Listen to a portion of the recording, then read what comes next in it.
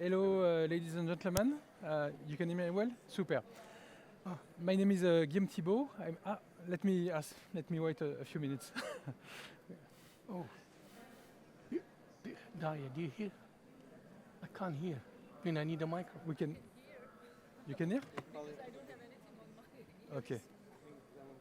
I can't hear him. أنا ما أسمع صح ولا لا؟ لا لا عادي عادي. أسمع؟ لا لا ما تسمع بس كمل. أوكي. بدك تسمع تحط هذه. أوكي.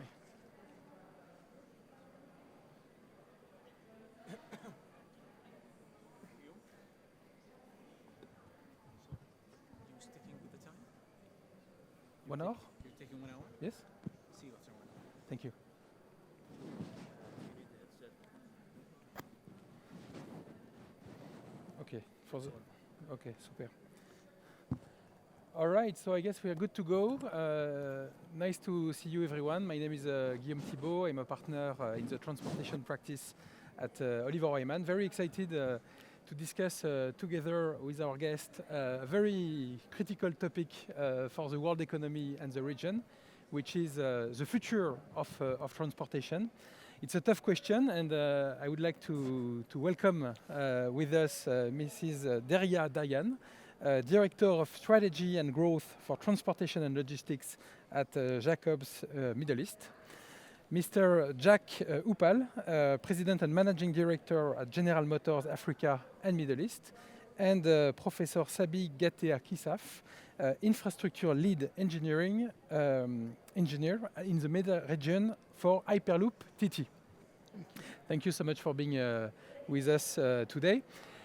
Let's start this session by looking prospectively at what the future of mobility could look like.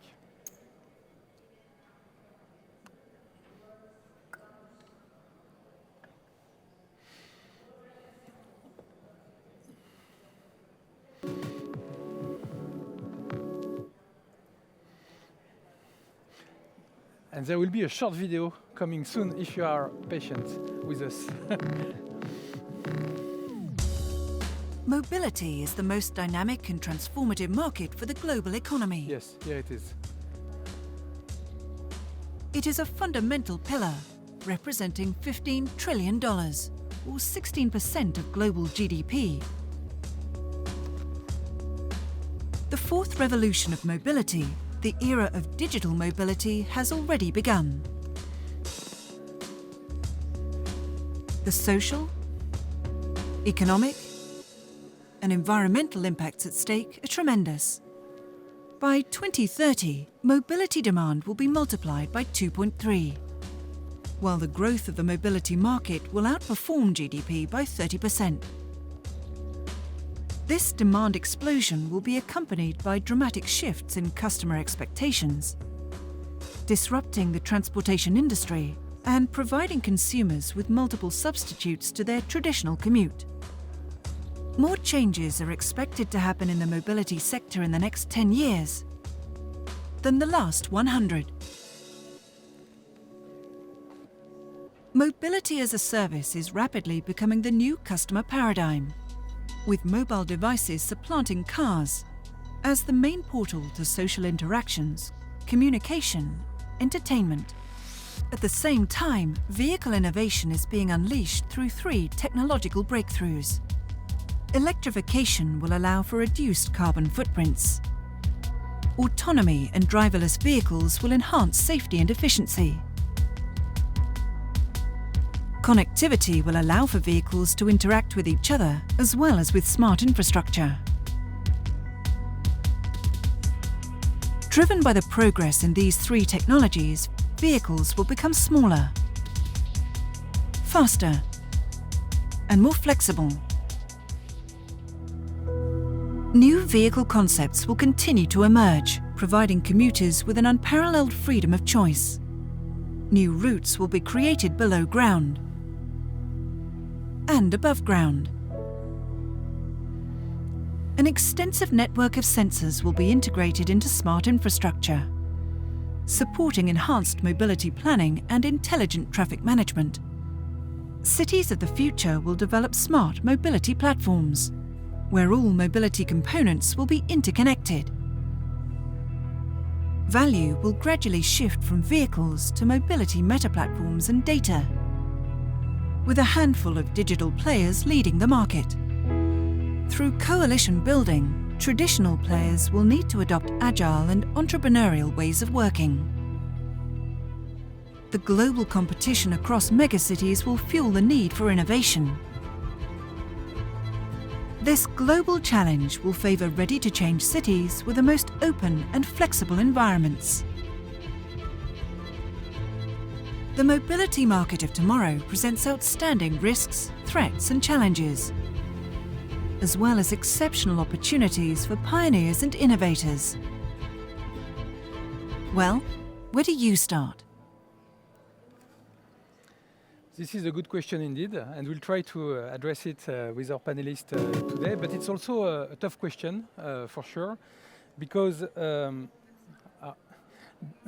because mobility is actually a fundamental pillar in the global economy. It connects goods, people, ideas, but it's also at the combination of all the key technology disruption of our time. Whether you could think about artificial intelligence, big data, autonomous systems. But also, most importantly, mobility is paramount for the quality of life of each of us. We, on average, spend 7 years in transportation in our lifetime. So the question is about how to make this time a better time.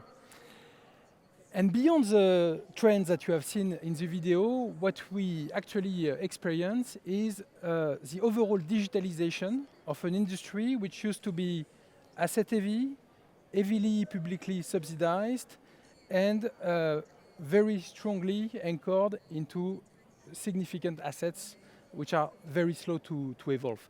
Digitalization reposition users and cities at the center and is really a game changer for all key industry players.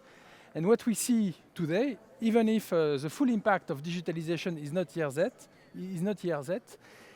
sustainability has become the new core paradigm, and every key players are trying to address the associated challenges. So now I would like to go and see my fellow panelists and discuss about what does it mean for you in your industry. And maybe let's start by a quick roundtable, starting with you, Daria. Understanding first, what is the industry in which you operate, and what is your reaction to the short movie, and also what are the key challenges you see moving forward, and how you get prepared to that? I love the movie. I hope we all gonna get one of those, you know, the cars. It can go to a kind of helicopter. I think that should be given as a present because of the, you know, I think you did show us, so I need one of those, okay? So, so my name is Daria. I work for a company called Jacobs. Jacobs is a solutions provider. So we do provide, you know, consultancy, engineering, operation, maintenance. It is a little bit scary, you know, when you show me all these, you know, what's going to happen tomorrow for me. And I don't enjoy the fact that 7 years of my life is spent already on the roads. Listen, it is here, right? I mean, sustainability is here at the moment. We are all talking about, you know, carbon emission. We are talking about climate response because we are responsible for our children to start with, you know. So we're going to talk about, you know, maybe a little bit more what does it mean for the Middle East a little bit later on. But in terms of the future, future is for me is today, and we can make a huge impact on the future by providing the right design and the right planning, right design for the audience who will be interested to, you know, use those, you know, transport modes. So. Thank you. Jack, any thought? Can you hear me? Yes. Take that off because I can hear myself then. Yes. Okay, well, thank you first of all for having us here, Daria. Thank you for your amazing insight into the video. I would say I second that I did enjoy the video. From a General Motors perspective, I mean, first of all, we have been pioneering innovations and moving people for over a century. We've been doing that through some great storytelling and emotions with the outstanding brands that we bring to market that have been part of many people's generations over the last 100 years, whether it be Cadillac, GMC, or Chevrolet in this region specifically. As I look at the video, I think we can get you the car that will fly. We had it at GITEX last year, but it'll take a little bit of time, and I'm not sure if I can really gift it, but I'll take you for a ride. Can I afford with Jacob's salary is the question. So In time. Everything is possible with scale and time. I would say the movie is very encouraging. I think it's very telling. At General Motors, we really transitioned to a global mobility evolution or transformation about a decade ago, which is underpinned by all three of the key covenants in this video, which is looking at a future that is of zero crashes, looking at a future that has zero emissions and zero congestions. And with these three key elements of transportation, to bring them to life, they're embedded in the technologies that we're bringing to market already. First and foremost, from an emissions perspective, is transitioning to an all EV or a non-fossil fuel-based mobility solution, autonomous, which will improve, give people time back, but more importantly, reduce congestion and not help you spend 7 years of your life in traffic or mobility. And then, safety has to be underlining in anything that we do as we transform mobility, and that is based, both from a connected vehicle perspective and so forth, and autonomous. All of those technologies bring the safety aspect into it. So, with that vision, what we bring to the market, our solutions will comprehend all three pieces of that. Thank you. Professor. Thank you. My name is Sabi Kisaf. I work for Hyperloop Transportation Technology, Hyperloop TT. I spent over 40 years of my life working in civil infrastructure, mostly in the transportation sector, from London Underground, here in the region, Khalifa Port Industrial Zone, Dubai Metro, Doha Metro. And since 2016, I've been working with the Hyperloop TT. The Hyperloop TT is a new concept as a technology to provide high-speed transport system, sustainable, affordable, and profitable. We know you mentioned about subsidies. There is no transport system in the world which is basically profitable. But the Hyperloop, and this we demonstrated in a number of feasibility studies we done here in the region and around the globe. The Hyperloop system is profitable, and basically you don't need subsidies to implement your system. And from the sustainability point of view as well, generally transport system is heavy energy consumption, and the Hyperloop is going to be not using energy, generating more electricity than it's required to operate the system. And again, what we talk about papers, research we've done. And we've done a research in 2018 in Canada. And basically, based on the Canadian weather, back with the solar system we have in the technology in 2018, the system can generate 18% more energy than it's required to operate. And from the affordability as well. We think it's new transport system is going to be very expensive to use, but the reality, again, we done based on every feasibility study we done, we test the affordability. And the cost of using Hyperloop, it's less than going for a ride on a taxi. A bit about the company.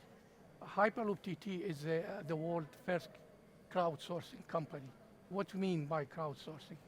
Basically, we have around 800 contributors, and they are from all over the globe and from all of the industries. And they contribute with their time, and they get share in the company. And this is applicable to individuals and companies. We have contributors as companies, and they contribute in kind. They invest in the company, but also invest in time. Basically, we sign a contract with the company, 50, 60 million time. They give us, they do the design for us, and for that time, they don't get paid cash, but they get share in the company. And I think this is the future of the way setting up businesses, setting up companies. Plus, we are all over the globe, and we can work from anywhere we want. Very exciting to see such a new transportation mode being developed. And you're not actually the only one. we saw in the recent years a real proliferation of micro-mobility modes, you name it, e-scooters and so on, which is quite a challenge to the traditional monopoly of cars, which used to be really central to people mobility. So maybe question to you, Jack, is there a future for private vehicles, and what is the future for the car industry? I don't believe, we don't believe, and I mean, obviously, you know, we're not standing still when it comes to this. We do believe there is definitely a future for private mobility. I do not believe it's going away. I believe it's going to come in very different formats. You know, what I would second that we saw. I guess we start the answer again. Just the benefit that you got. Get excited with the answer. I didn't even worry about the mic. So for the folks in the audience, from being as we're being identified, the traditional automakers, and sharing the vision that I shared with you previously when I started, we do believe that private mobility definitely is not going away. Private mobility will come in very different formats. If anything, I believe private mobility will actually be a lot more enriched in its experience as we move forward. It will have a bandwidth to offer you depending on what you choose to do. You will own micro mobility devices, which again could be single transportation modes or dual transportation modes. Overall private mobility devices could get smaller, but what will fundamentally change is the amount of time that you spend today operating the mobility devices versus the private mobility devices or private mobility will actually give you time back and improve productivity. And one of the examples I want to share with you is as more autonomous technology enters mainstream, whether it's in private mobility or in mass fleet mobility, your ability to bring your media, your life into that private mobility solution by both the hardware and the infrastructure being very connected is what will fundamentally change. So I don't believe people's needing private mobility will go away. We believe that there will be a spectrum of solutions on how you would approach private mobility. And thinking to your latest point, the first and the last mile is probably a critical segment for this to be a success. And I know, Professor, it's quite a topic of interest to you. Maybe you could elaborate a bit on that one. Absolutely. I mean,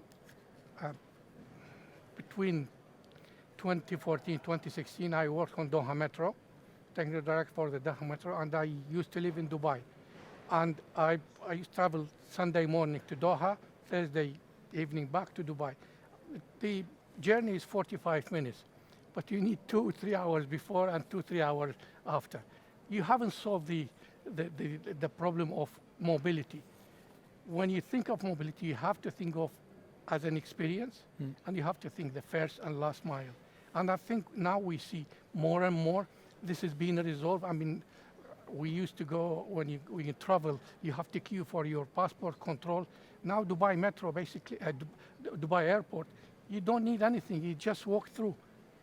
Seconds, we're not talking about hours. And this is where we started this concept. From day one, when we start looking at the implementing of the Hyperloop, we started first. We're not going to provide a service A to B. We're going to provide an experience.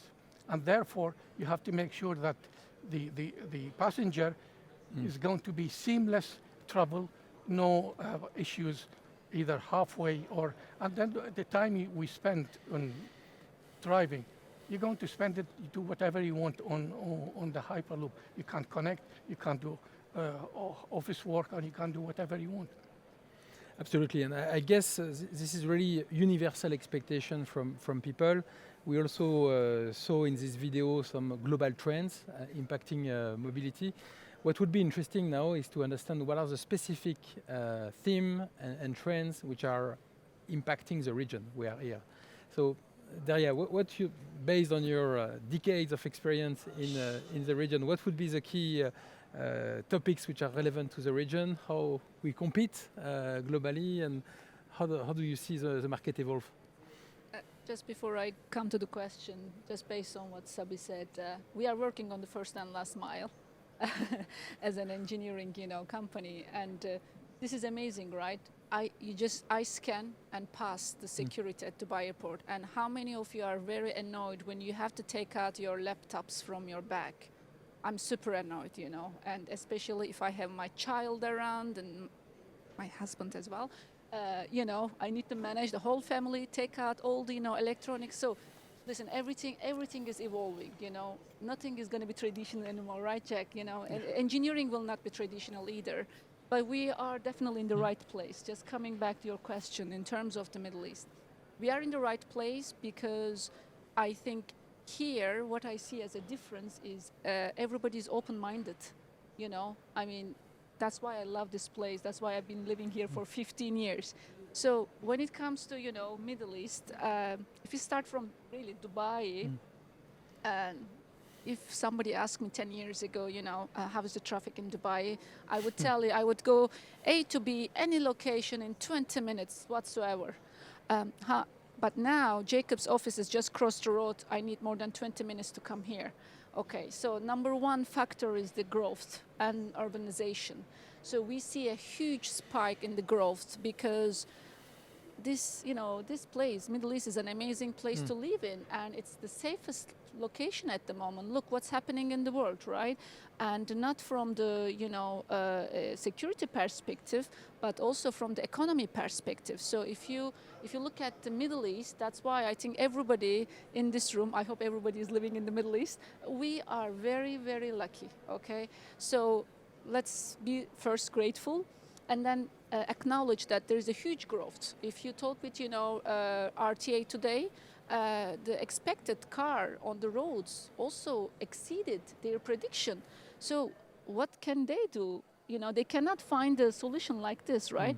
So the growth is very, very important, and urbanization, when my family came for a visit, I used to tell them, oh, I'll take you to desert, don't worry. And then I live in the marina side, and I only need to drive 15 minutes to show them the sand. So now I have to drive at least 1 hour, you need to go past Al Qudra and everywhere. So the urbanization here, this is, the population is increasing, everywhere in the Middle East. So this is the very, very huge impact. And the second is environmental. So listen, we are all responsible. And this is, we need to really understand the climate and how the climate, will respond temperature. So that's why when we are designing, anything, we need to be very environmental conscious. The tomorrow you showed on the sustainability is already here. Now we are talking about green fuel energy, green energy. How can we make sure that, we turn to more environmental friendly options? We are designing Etihad Rail, we are looking at the bird migration. We want to make sure the wildlife is not impacted. If we are designing, we are designing Red Sea Airport, we need to look at the turtle migration. So again, you need to have a conscious and very, very specific decisions.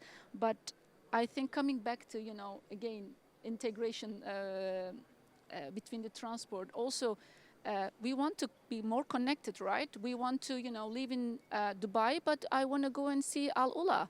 I want to move to, I want to see what's happening in Red Sea, and tomorrow Neom or Elaine. I want to go to Elaine faster and quicker. So there is definitely a need for an integrated transport modes, and the government at the moment working on that, and they are really taking it very serious. Integration, not within the UAE, but integration between the GCC countries are very, very important, because we need to support each other on the economic growth. And the last point I'm going to make is the digitalization. We have, we are designing a ports project at Neom Oxagon. Believe it or not, it's fully digitalized, ports. So it is one of a kind in the world. So what I love about this city, again, coming back to the people here, everybody's open-minded, They want to done something which has not been done before. So sorry, I can carry on, but I'm going to let my other speakers to talk. No, So it's thanks. critical issues that you highlighted, how to manage the growth, how to incorporate sustainability in our thinking.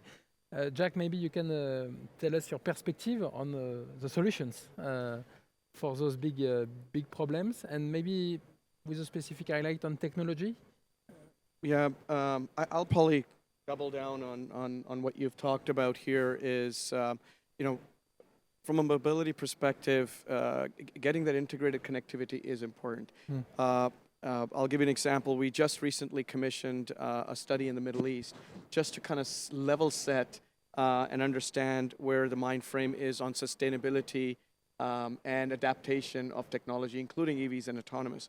And 3 areas that really came, super far ahead from when this study was done about 5 years ago is number one, people's or the surveyors' feedback around understanding of the electric vehicle ownership cycles and how quickly they wanted to adapt. Second is just the notion in the region of how apt the population, the young population, and how apt they are in adapting technology in general. But what underlined all of it was the importance of it being environmentally friendly and being sustainable. So that really does line up from how we bring integrated service together. Recently, OnStar, which is kind of our technology foundational brand, which connects the vehicle to the human. What we're noticing, it's been operating in North America, for example, for over a decade. And it's fully integrated with apps and vehicles and kind of enhances the consumer experience. We've just recently gone live over the last couple of years in the UAE and now recently going online in the Kingdom. And within the first 6 months, we have seen over 80% of the individuals that actually use that technology are using OnStar and the apps to interact with the vehicle, whereas in best case scenarios, we're seeing 30 to 40%. So a combination of the regulatory environments, the governments, their visions to bring the technology into the market, but more importantly, the market's ability and willingness to adapt technology, I think, is what will put this market aside and allowing, big mobility solution providers like us to actually invest and bring these solutions into market quicker. Very clear. Professor, maybe you can tell us now a bit about the challenges associated to the deployment of technology. I mean, you've been part of the engineering landscape of the region for a while, and you operate now in a high-tech company. So what are the key hurdles people have to manage in an innovation-driven environment, and how to unleash the potential benefits of those innovation? Absolutely. I mean, when we talk about the Hyperloop, it's the 5th mode of transport. It's something everyone thinks something new, never done before. But the reality is nothing new as a technology. Today, all the component of the Hyperloop, from the vacuum, from the levitation, exist. There are standards for these components, but being put together is the first time. And the concept of transporting people inside a tube is very old. Go back to 1868. And even in the UK, Brunel, the very well-known British engineer, he tried as well, but he failed because of rats. I don't want to get into too much detail. But as a technology, its components do exist. For the first time, when the concept of the vacuum came in, and then Elon Musk published his white paper, and then company started. And as our company, we start 2013. But the Hyperloop, it's going to make it very easy to give the passenger a choice. And it's not going to, because when it's Hyperloop, it's not going to be air travel, it's going to be rail travel, it's going to replace the rail. No, it's going to be to work together, but give you the option of having something different. And therefore, the implementing the technology, yes, there are going to be difficulty, there are going to be challenges, and the biggest challenge we face, we are human, very resistant to change. We don't like changing things. When I go to my wife shopping for groceries, and if the stores change the aisles, she go crazy. No, she wants to know where things are. And this is us as a human. And therefore, if we can, convince people the technology, they say we are 100% 99.99% sure the technology is safe, but we need people to get on it. And what we're proposing, basically, instead of going and implementing full-scale systems, all the feasibility studies we've done, and the third recommendation we make is basically implement a demonstration track. We have a project we meant to be implementing in the Middle East. I can't get into too much details.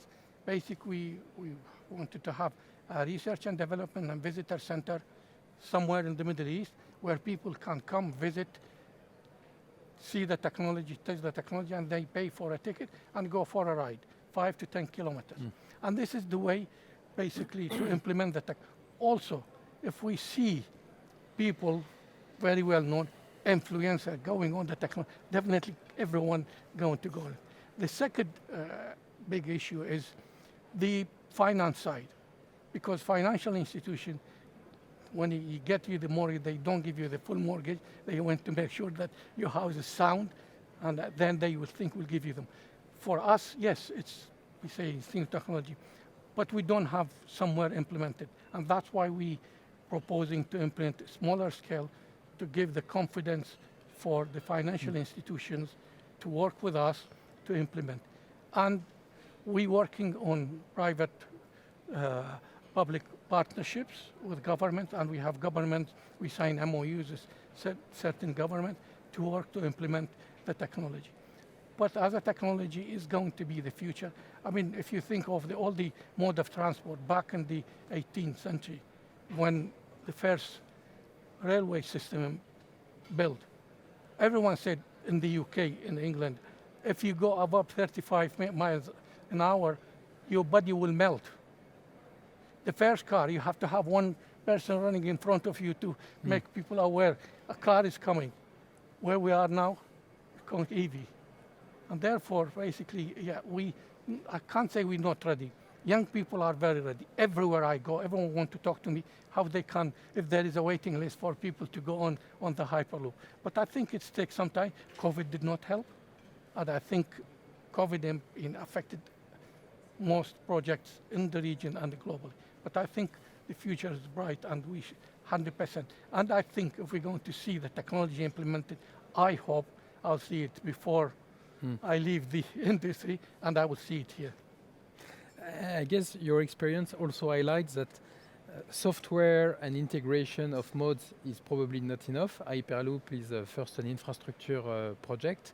And when, Jack, you were discussing about autonomous and EV, there is also very strong associated changes to be provided to our existing roads and infrastructure.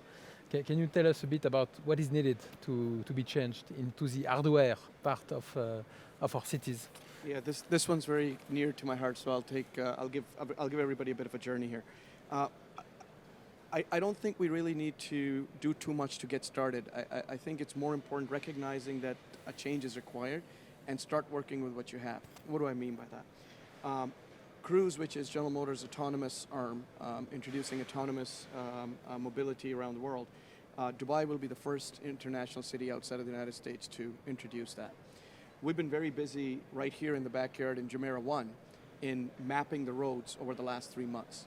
And we're looking at a supervised autonomous ride in the very near future.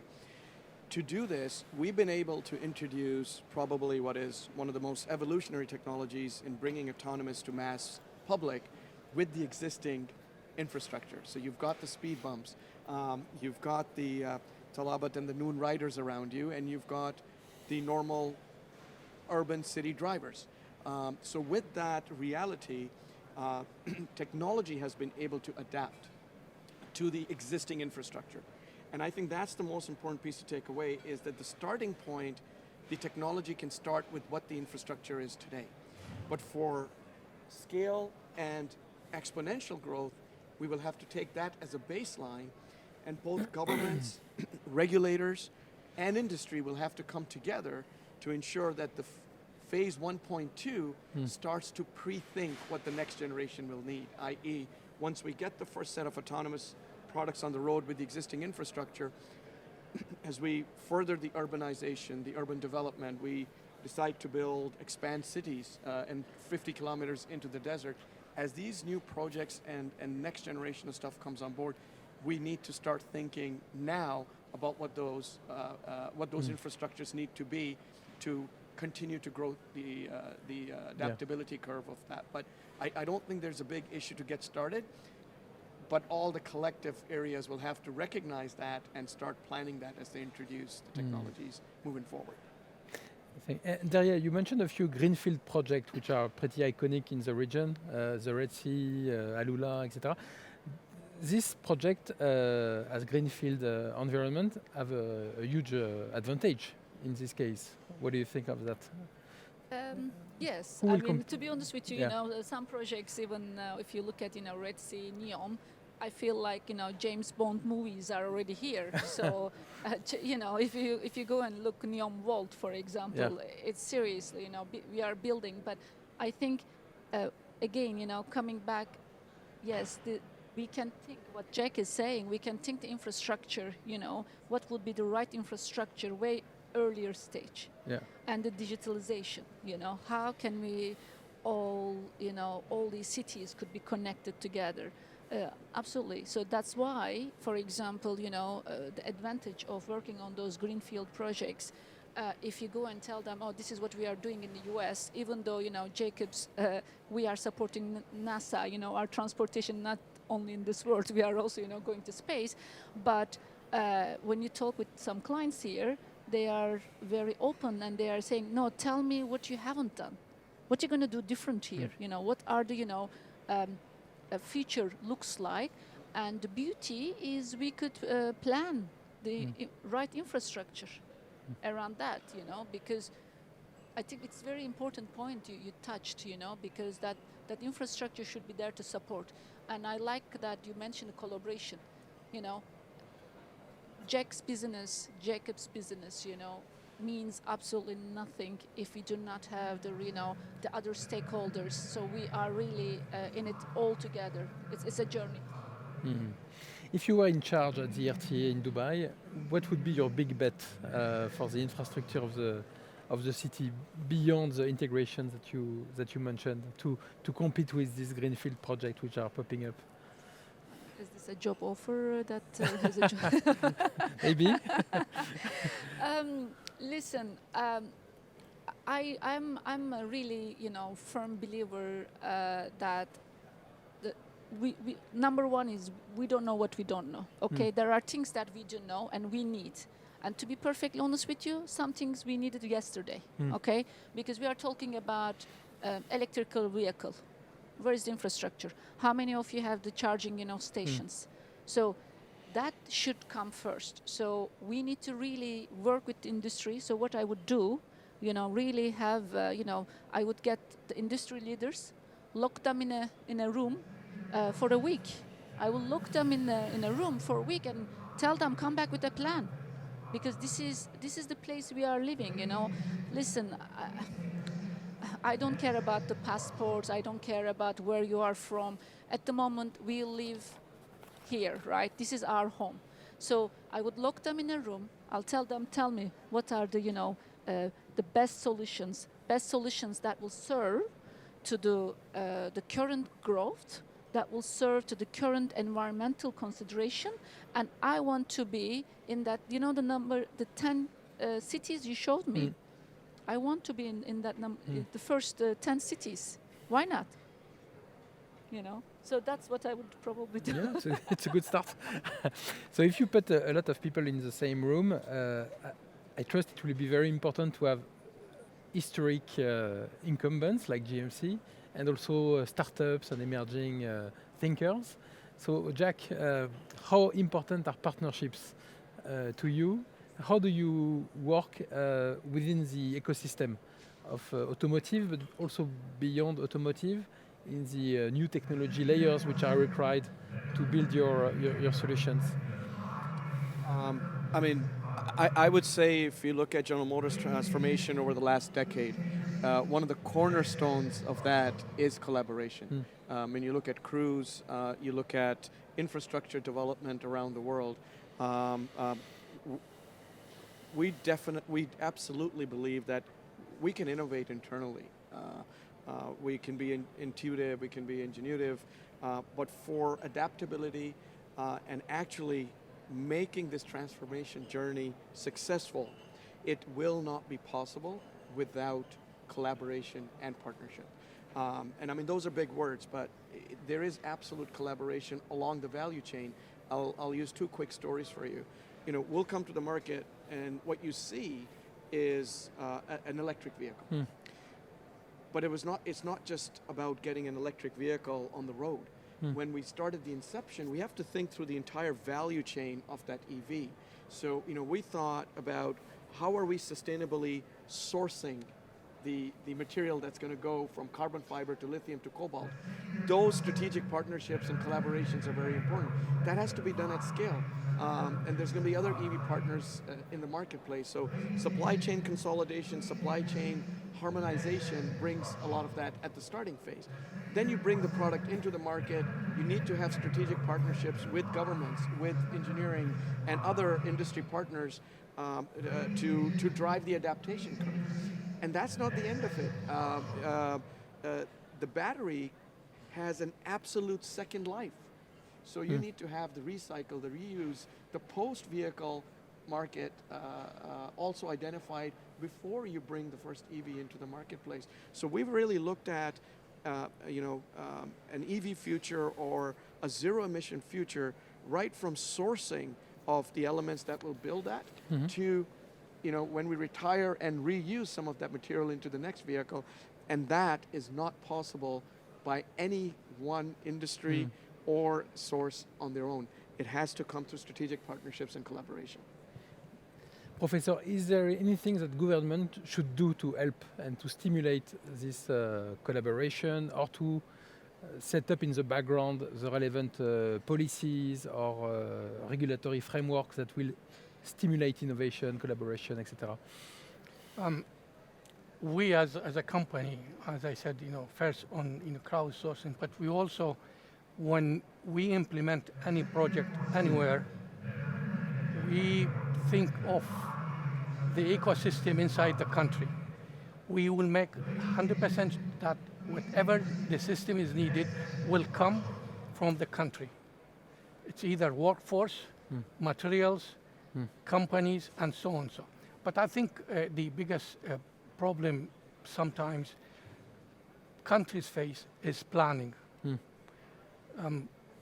Recently, what happened in the UK with the high-speed 2, basically everyone was looking forward to implement the high-speed 2, but because of issues with the planning and the increase of the cost, part of the project was cancelled. This is not good planning. Coming back here in Dubai, and then the UAE and the GCC, I always give this example. I worked on Heathrow Terminal 5. In order to get the approval of starting the design of Heathrow Terminal 5, it took us 4 years to get the planning permission approved. Dubai Metro, design, built, operated in 5 years. You need leadership and you need a vision. And therefore, I think we're lucky to be in this part of the world, because without the vision, without the leadership, we don't see all these mega projects. You will not be able to get any of these mega projects anywhere in the world. You need vision and also collaboration. The private sector is not the private sector from the country only, or from the region, but the expats, people like us coming from Europe, America, and all over. We see that our work being implemented. And therefore, you need leadership, you need vision. From the Hyperloop point of view, how we can implement it, we need standards. As I said, we still don't have standards, but we're working with different governments, and we're working with the European Commission and other Hyperloop companies to get the standards in place. Once we have a system implemented, that we will be able to to operate the system, because without standards, without testing, you will not be able to operate the system. And therefore, we need the government collaboration, we need the private sector collaboration to implement and have the standards ready when we're going to have a system we can operate straight. We don't want to build a system and then stood idle and we can't use it.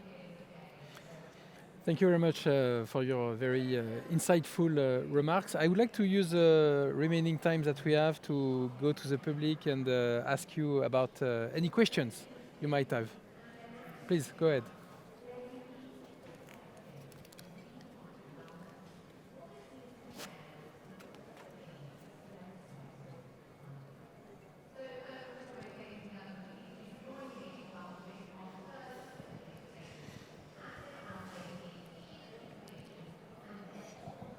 Thank you so much. We've been talking about the fifth industrial revolution, and I believe we're going towards a more human-centric. There is a challenges currently with the smart mobility, and the challenges we are seeing it often while we are applying the smart mobility. Talking about CAVs or any other tool, and it is out in the public. How those challenges would be addressed when we are talking about the fifth industrial revolution? And I will focus on certain areas. Sorry, I'm George from the director of International Road and Transport Union Academy in UAE. Also, I'm the business development director for MS Driving. So we are talking about a car that have a certain capability to do autonomous driving. So the coding inside the car and the algorithm inside the car was built on certain criteria that fit the manufacturer. What if don't fit the owner as a personal driver or as a government? So we've been lobbying with my colleague here from the Abu Dhabi government on having the infrastructure that control, not the car. Why the government own the infrastructure? Why the control should come from the car? So the OEMs have its own things or their own way of doing the business, and I believe there is here, especially when we are talking about the fifth industrial revolution with a human-centric, there is here, I don't want to say contradiction, but there is here lots of challenge that we need to overcome in order to reach there. Okay, I don't want to go into example that I heard or I know deeply from Tesla or from other EOM, because we're not here to talk about any. But why those algorithms, and you all know about the trolley dilemma. So where this algorithm is built to hit X, not to hit Z. So this is the trolley that we all know. So in this context, how do you see the future? This is addressed to all of you. The future of smart mobility and where we're heading in the fifth industrial era. Thank you. Maybe I'll start and please build on. Fantastic question. Thank you. Really, really good question, because for those who did, study at the university, everybody used to say cash is the king, right? Not anymore. Data is the king at the moment, And so there are two sides, I think, to response to your question. Number one is the ownership of the data. Number two is the data security, okay? So you are absolutely right. You gave an example that everybody could relate to. But I could, for example, give you another example, that one of the software we use in the US called Street Data. So we are all on our mobiles, right? So anybody who doesn't have at least one mobile phone? Not at all, right? And how many of us are reading when we are, terms and conditions, We just say yes, right? So the data that your movement I'm only giving one example. God knows, I mean, what they're capturing, but your data, your movement is already captured, okay? So just coming back and linking to the transportation. So we do have a software called Street Data that will capture everybody's movement. How many people are traveling? What time of the day? Which street? What? It's done, I think. Yeah, yeah. Can you hear me? Okay, great. So we are looking at the data, and at the moment, the data ownership is a big problem for us. And street data, we could use that street data so we could find out, how many cars on Hessa Street, and then that will also influence RTA that, Hessa Street needs enlargement because that's the X amount of car on the road during this time of the day. But now, listen, I don't want to go to details, not because it is secret, but also it's not my area of expertise, but there are some certain security issues that we as a private sector cannot overcome.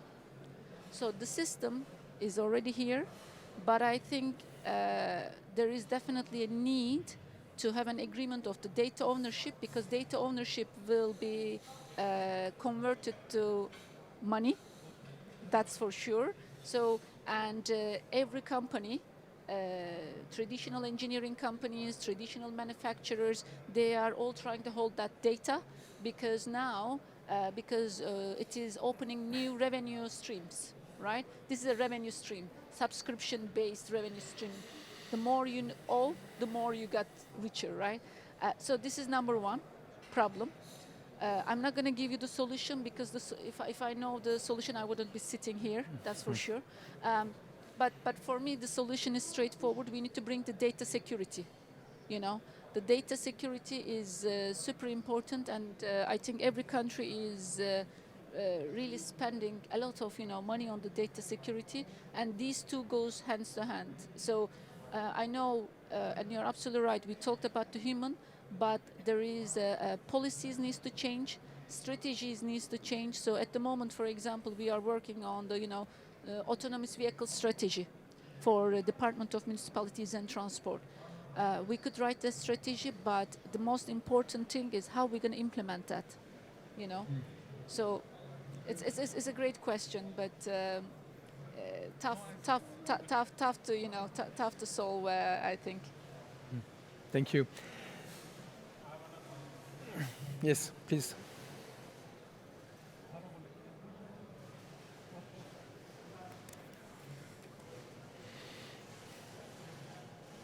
It's amazing insight. I would like to say that you were talking about Hyperloop. So how you calculate the cost on the end user? Because in one of the countries where they had a fastest train recently, the cost was a barrier from traveling in the transport, which was not the fast train. So I think you know that. I'm glad you mentioned train. Yes, it was the fastest train Yeah. in Indonesia. They have a cost $16 Yeah. per person. So how we calculate this? And I love Hyperloop. Yeah, you mentioned the train, and I just gave an example that it was a fast mode of mobility. Yes. So when Hyperloops come, how the cost can be calculated on end user? okay. I don't think I have too much Do you time have the to. ticket price for Hyperloop Yeah. now? I tell How you what. much it's going to cost? No, it's just as we are going in the future. So we have this kind of things, and already there is a use case scenario which you learn in the news, right? So that's also the point. Okay, I give you from the cost point of view. If you take a cross section of a Hyperloop system and a high speed, and look the components you need to run a high speed, 320 kilometers, 500 kilometers an hour. All the components you need to build the high speed are comparing with the Hyperloop is much cheaper, less components. That's one. Then if you have too many components, your operational cost is more than your operational cost for a high-speed train. And also, as I said, we would be able to generate electricity which can be sold back to the grid, and therefore we reduce the cost. Plus, we based on the pricing for the tickets, we don't need subsidies. And this is not done from, as I said, we've done feasibility study here, we've done feasibility study in India, we've done feasibility study in Brazil, Canada, US. And all these are available, papers which anyone can, Ohio, Cleveland, feasibility study, US DOT, all the paper are there, and you have all the cost breakdown, capital cost, operational cost, and it's definitely the Hyperloop is cheaper. All right, maybe we can take a last question. Yeah. السلام عليكم. الطيب عبد السلام كاتب وإعلامي. سؤالي للبروفيسور هايبرلوب ولا هايبرهوب، نحن بنقرا الترجمة بتاعتها هايبرلوب طبعا. كثير من سمعنا قبل 3 سنين انه التقنية بدأت وفي دبي وفي حتى في السعودية بين مكة المكرمة وبين جدة وفي كندا. نحن بنسمع اخبار جيدة على الهايبرلوب، لكن وانت ذكرت قبل شوية بروفيسور انه التكلفة بتاعته ليست مرتفعة. فسؤالي تحديدا، ما هي العقبات الحقيقية التي تحول دون انطلاق الهايبرلوب؟